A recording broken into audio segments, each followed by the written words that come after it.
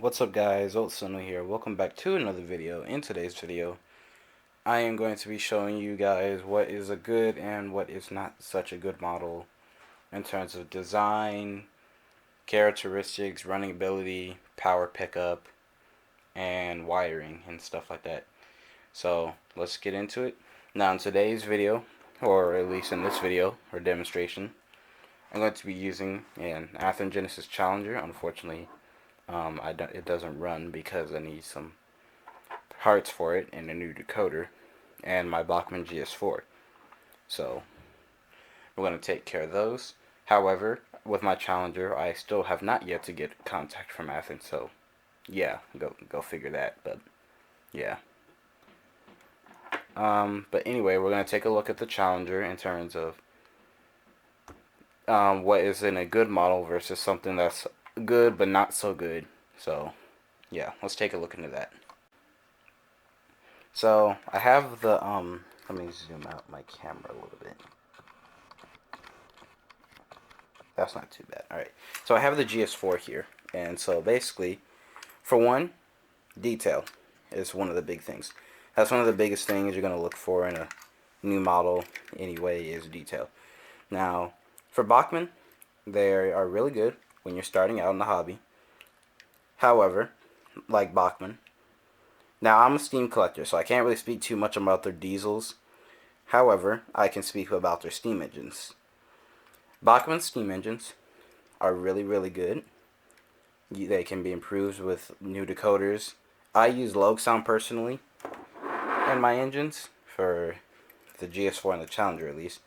I like to use Sound. However, you can use any decoder you like of your choice. But from Sound, I've had really good experiences so far with the GS4, and I expect the same with my 210 when I put Sound in it. Bachmann locomotives are pretty well detailed. They're pretty accurate. The GS4s are pretty good. The Berkshires are good. Their Spectrum engines are outstanding. However, not every engine is perfect. Bachmann engines, like most of them, are made of plastic. This is made of plastic, which this one, to be honest, this tooling specifically is from 1976 for the Lionel Challenger. Not Challenger, GS4.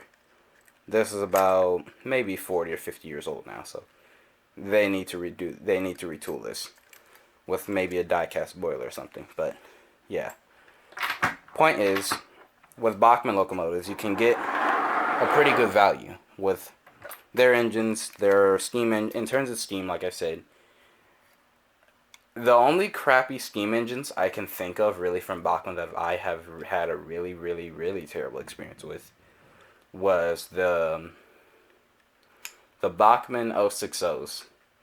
And I'm not talking about the tank engine. I haven't had a chance to test that out, but I've heard pretty okay things about that engine.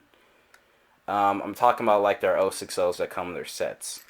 You know, like the little 060 switchers. Like, for example, if you know the Union Pacific switcher at the California State Railroad Museum, and the 060 switcher that was just moved to Evanston, Wyoming, those switchers for Bachmann are pretty bad. Reasons being they have the split chassis, which fails pretty easily.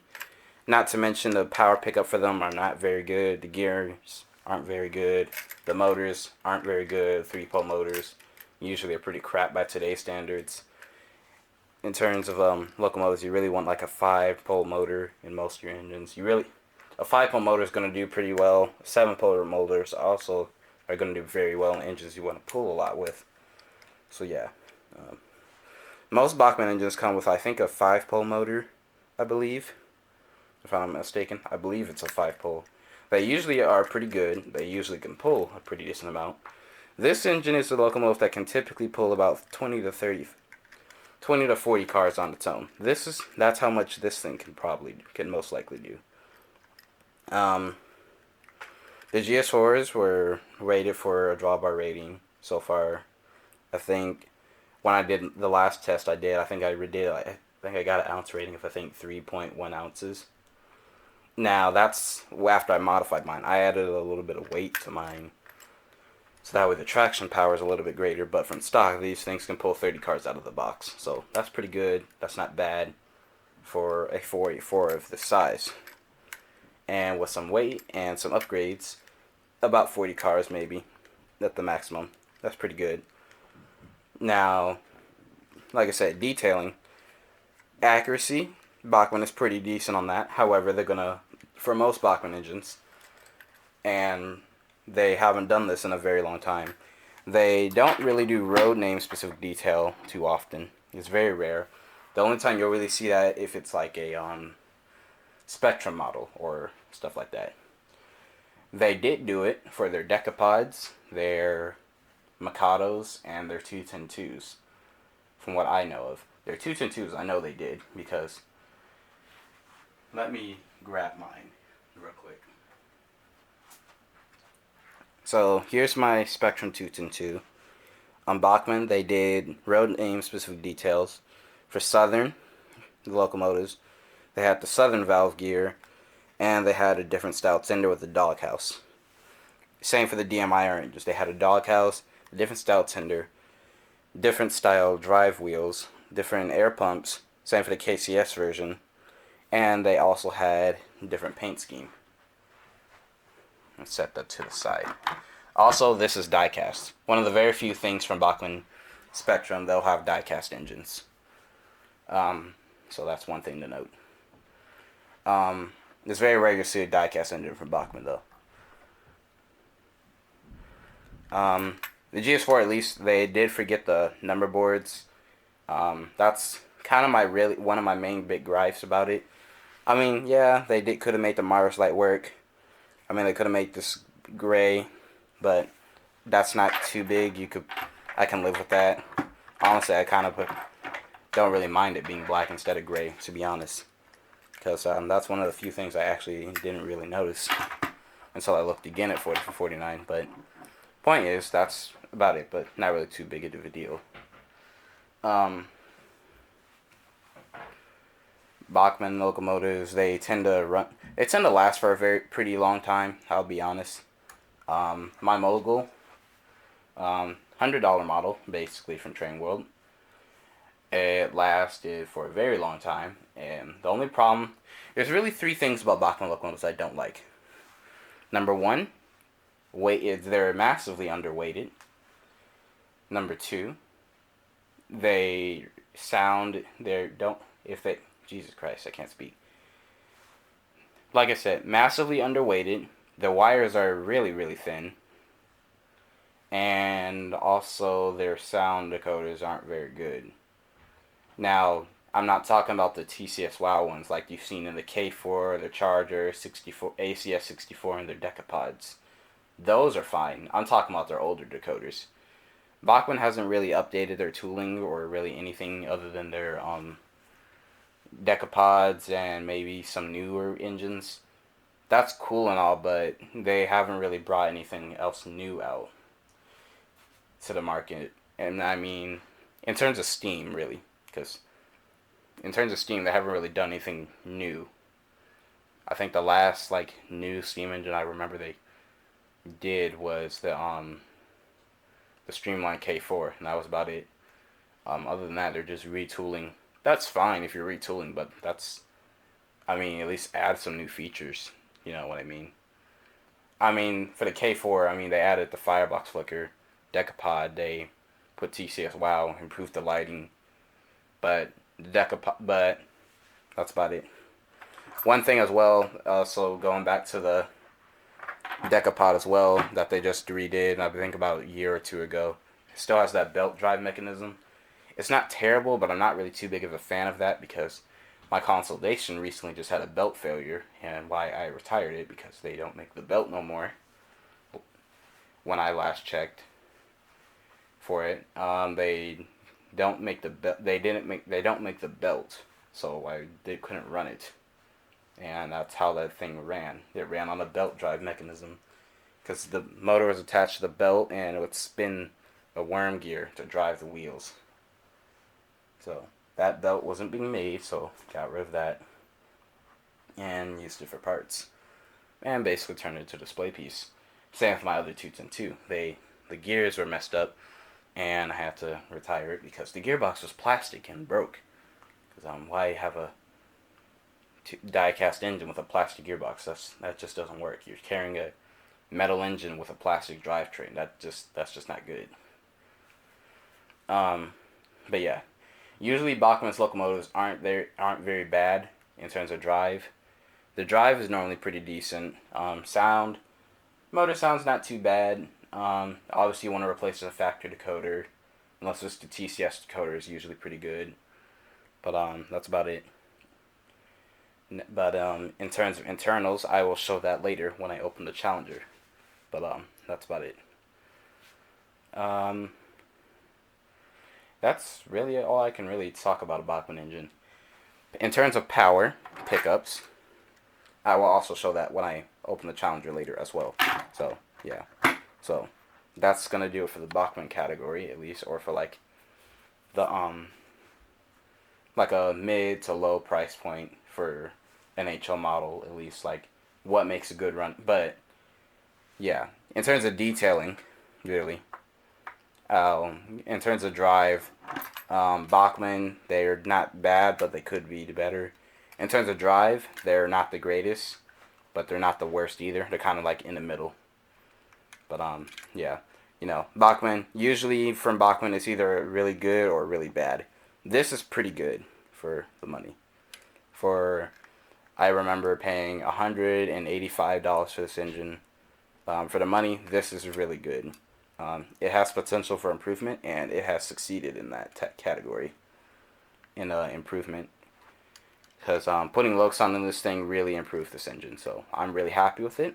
Bachmann models, I would say, with low sound are really, really good, because I've seen really good results with the Berkshires, really good results with the GS4, because I just did it, and it's really good. Like I said, the Mars Light, I'm still trying to figure out how to do that. But yeah, Bachmann models are actually pretty good. Get a little bit of work, take some work. But Bachmann models, you can really, from a starting point, they're really good. And if you really, once you get better into like the hobby, you can get better at like improving them, because these models are really, really good. However, they are always in need of improvement. This is good out the box, but you do have to replace that crappy decoder. They're good out the box, but they're always there's always room for improvement. So, like any model, it can be improved. Bachmann models are really, really, really, really good. I know I said that a lot, but I'm not joking when I say this. They can be improved and make wonders. For the price point, they might not be the most detailed thing out on the market. It might not be as detailed as like the MTH GS4, but the motor control on the MTH GS4 wasn't the greatest. But they still made a really good model. But with a Bachmann model, you can improve this by a lot. You can light the class lights. You can make this part black, add a builder's plate. Improve it. There is room for improvement on this engine. Is it easy? I wouldn't say it's the easiest thing ever. No, this was not the easiest thing to add weight to. And it's not going to be the easiest thing to make the Mars light work or the class lights work. I'm probably going to settle just on making the Mars light work, because that's the main one that needs to work. But point is, you can improve these to be really, really successful and really detailed models. It's like building an Athen Blue Box kit. I would basically say these are the Athen Blue Box kits of steam engines, if you really want me to go that far. By today's standards, that's what these are. I haven't really got the chance to really do a Blue Box kit yet, but I'm pretty sure this is the closest thing to a Blue Box kit you can get in terms of steam. That's built already, and then you can modify it to be better. So that's what I'm going to say for Bachmann engines in terms of detail and so far, and in terms of drive. And yeah, so if you want me to clarify in drive, basically most steam engines are connected to like the motor, and then there's a series of gears that go to the wheels, and that's how most Bachmann locomotives work. But and like I said, most of them use a 5-pole motor, so I'm pretty sure 3 to 5-pole motor, I believe, for Bachmann engines. So that's that. And yeah, so that's the Bachmann corner. I would do Broadway, but in terms of like how they put together, the Challenger and my Big Boy are put together pretty similar. So I'm just gonna use the Challenger because one, it's easier to take apart, and two, it's put together pretty much the same way, pretty similar, not exact but very similar. So that's the Bachmann corner. That's the low to mid high point, and basically that's the Bachmann corner. That's the mid to high point. That's the low to mid point.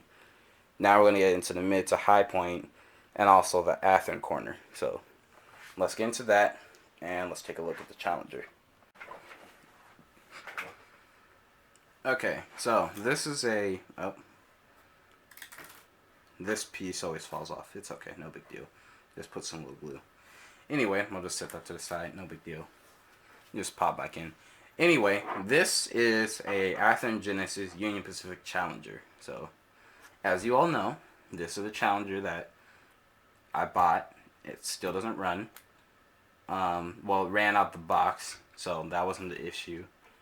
Issue is, it just needs some new parts and a new decoder. And the parts it needs, and it's just there's a part for the tender there's a part in the tender that the plug plugs into. It needs a new one of those. It needs a new part for that. The plug's fine. It just needs a new, the piece that the tender plug plugs into that the tether plugs into. It needs a new one of those. It needs a new steam pipe at the front. Right here, there's a steam pipe in the middle that's supposed to be there. It needs a new one of those. I don't know how well you can see that. Let me see. Let me move the camera. There's a steam pipe that's supposed to be underneath the smoke box that is supposed to be there. It needs a new one of those to keep, like a support for the front engine. But yeah, detail-wise, Athen is really good at detail. They're pretty good at detail. Now, they're nowhere close to Scale-Train's level of detail. They're not that good, but I don't think that they're that close to Scale-Train's level of detail, but they are pretty good in terms of detailing. And I can't wait to see what Scale-Train's going to do once they start doing steam engines. I can't wait to see how that's going to run. But anyway, point is, this is really good, and they're pretty detailed. They got really good drivetrain, or pretty decent drivetrain, pretty reliable. They're pretty not the most durable thing, like the Bachmann. Unlike the Bachmann models, they're not the most durable, but they are pretty well detailed and pretty reliable. In the sense of them, will run for a pretty decent amount. And especially the Athen Blue Box engines, they'll run for a very long time.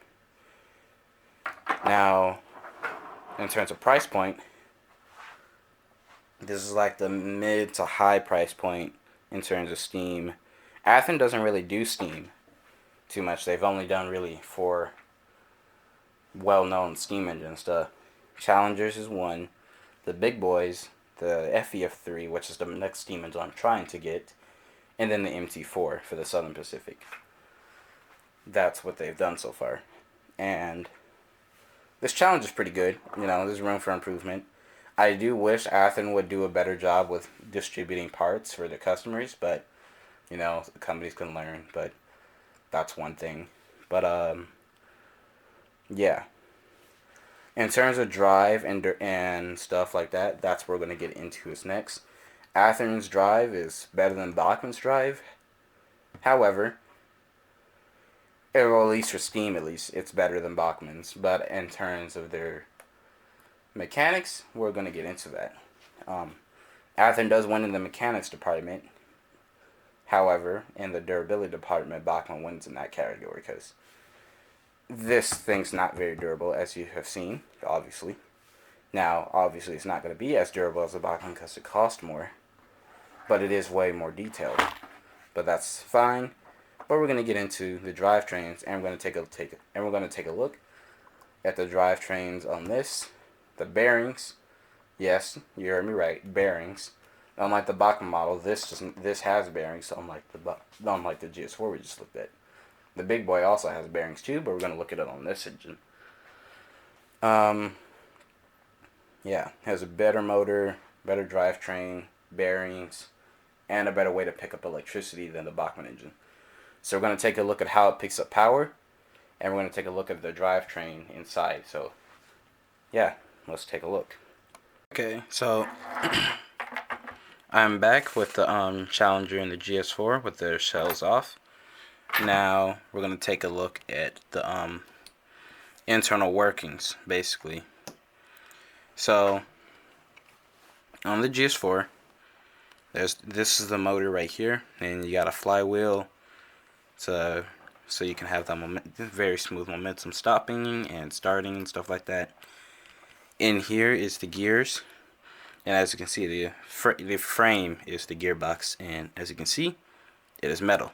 It is a metal gearbox going down to here where there is a gear attached to this wheel that drives the engine. In theory, the drive wheel would not be this wheel, it would be this wheel, and the real thing, this wheel would drive the locomotive.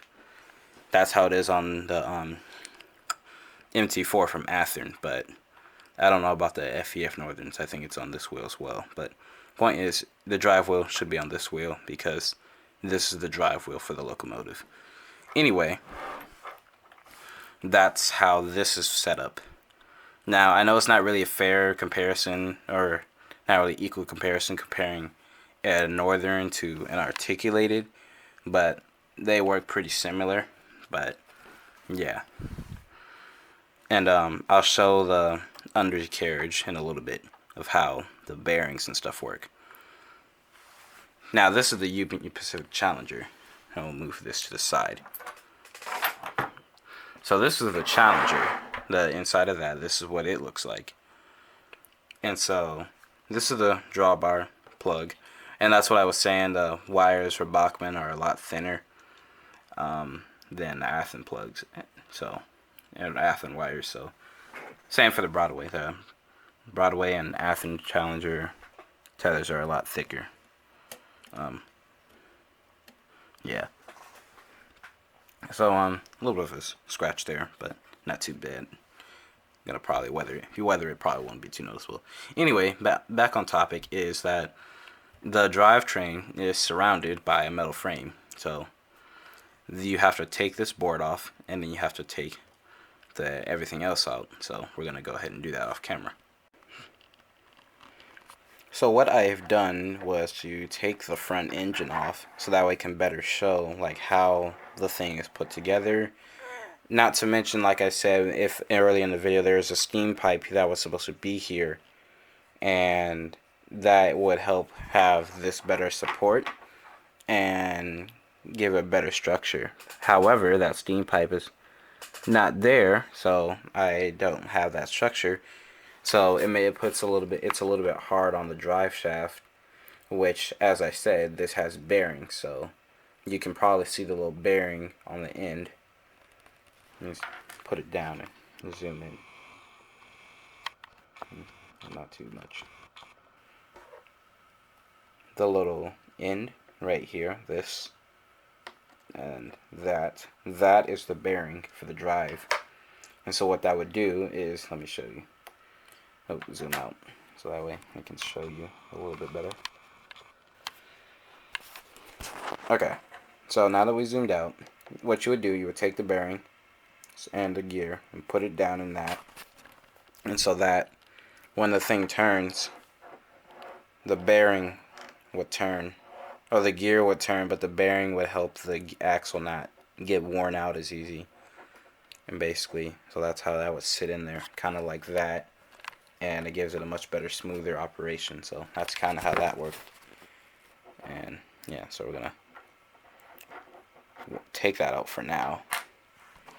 And this is the motor that drives this engine. You know, standard, kind of similar Athen motor that you see in most engines. So that's what this looks like. You got your motor leads, your pickups for your rear engine, and then you got your steam pipes for the articulation for the cylinders. However, you don't have the steam pipe for the steam chest, which is what that pipe was So that's not there, but I can get a part for that. But when Athen stops being lazy, then picks up their phones and emails and stuff, then I can get my parts for this engine. But yeah, because I understand we're doing a whole pandemic right now, but still, y'all should have a whole team, at least a small team of representatives. That's just unacceptable. Yeah. But yeah, you can see the detailing on the firebox and stuff like that. And here's the drivetrain for the rear engine. That's what that looks like. And I think, pretty sure disattaching that is also the same way as disattaching the front engine. So yeah, I don't think I have to do that because this hasn't caused me any trouble yet. Unlike the front engine, which has caused me a whole number of problems. Not to mention the headlight, not really too good. But yeah. But that's how the drivetrain works on that. It's a better drivetrain, obviously, because you got the bearings and you got the worm gears and stuff. Now this is how an articulated drivetrain works. But on a but the main difference between this and the GS4s is the bearings. The bearings is one crucial piece that's pretty important to a lot of engines to make them run better. Not only make them run better, but to make them also run smoother. Nothing's better than having an engine that runs silky smooth with a pretty smooth mechanism than having an engine that has kind of traditional but not as smooth. But if that makes any sense. Anyway, let's go ahead and take a look at the electrical pickups and the axle bearings for the drive, like for the wheels themselves. Let's take a look at how that looks. One thing I also forgot to mention is that some steam engines may come with a little board inside of the boiler for lighting and for other controls and better running. That's cool and all. However, it depends on certain applications if you want to keep the board in. For what I'm going to be doing to this Challenger, I'm going to remove this.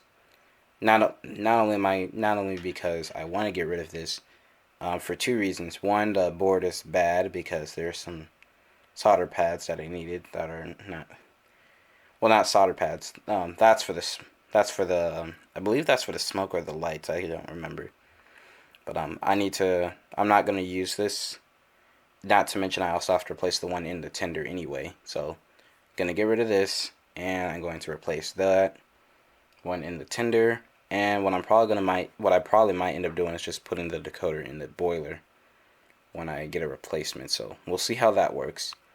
And yeah. But anyway, point is we're gonna get this put back together, and then we're just gonna take the undercover parts off so that way I can show you the axle bearings for the wheels. So let's get on to that next. Okay, so we're here with the GS4 and the Challenger. So I took the cover plate on the GS4 off. I took it off, and so you get a sense to see of how the axles sit in, and it's basically just sitting into metal. So that's how it looks when you sit it in there. So there you see, as you notice, there are no bearings, and there's the drive gear right there. There are no bearings for the axles, and for the power pickup, it picks up the power through the wheels through the wipers. So those are the wipers there, those little brass contacts. Those are the metal pieces that touch that rub against the backside of the wheel to pick up the power from the rails. And so as the wheels sit on the rails, the power is transferred through the metal wheels to those wipers to carry power to the engine. So that way the locomotive can run. So that's how most locomotives are pick up power. Now, or at least that's how almost all Bachmann models pick up power. So that's that. And the drivers are not sprung, just to inform you on that. They are not sprung drivers. But that's how some locomotives pick up power. It's a good way, but it's not the greatest way because with friction, those wipers can erode. And you don't really want that because if they break, because with friction they can cause problems. Not only that, and if they get bent, then the pickups won't work or run, and the locomotive won't run right. And you hear like a grinding noise. That's the locomotive runs because of the bent pickups. Not to mention putting the thing back together because of those pickups is kind of a pain because you gotta make sure they go into the wheels, go behind the wheels, and you don't want to touch them. Because if you touch them, then you're gonna most likely bend it by mistake, and that's not a good thing. And it's not the easiest thing to sit back in because, as you can see, I'm having a hard time trying to sit it back in myself.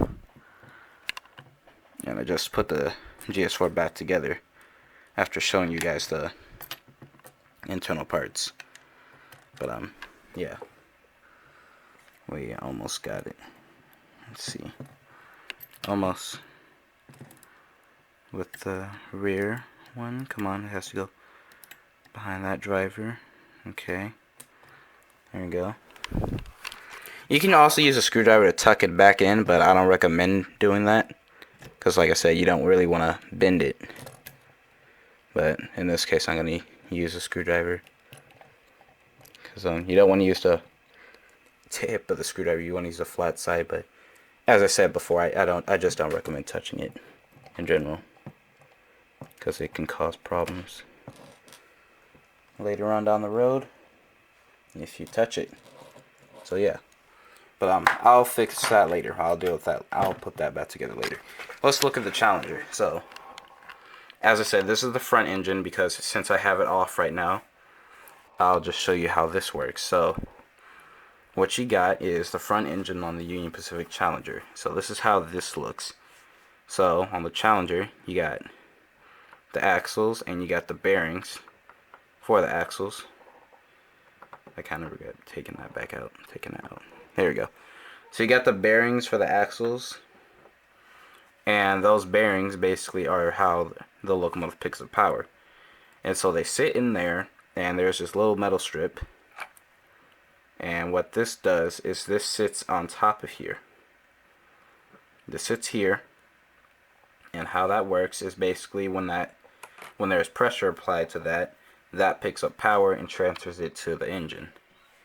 And transfers it to the board or wires to connect it to the decoder so the locomotive gets power.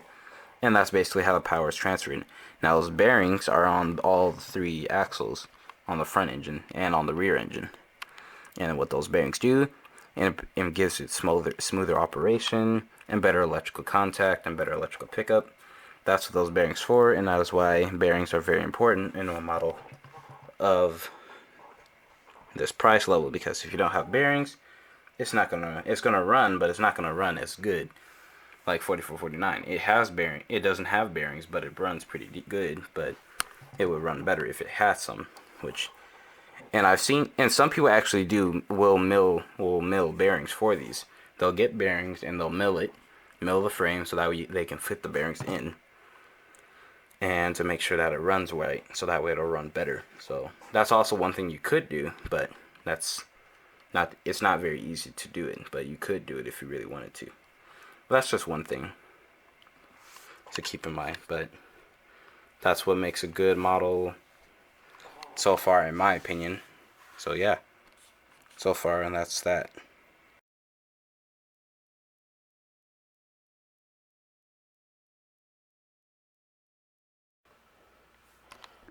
So that's gonna do it for this video, guys. I hope you guys did enjoy it.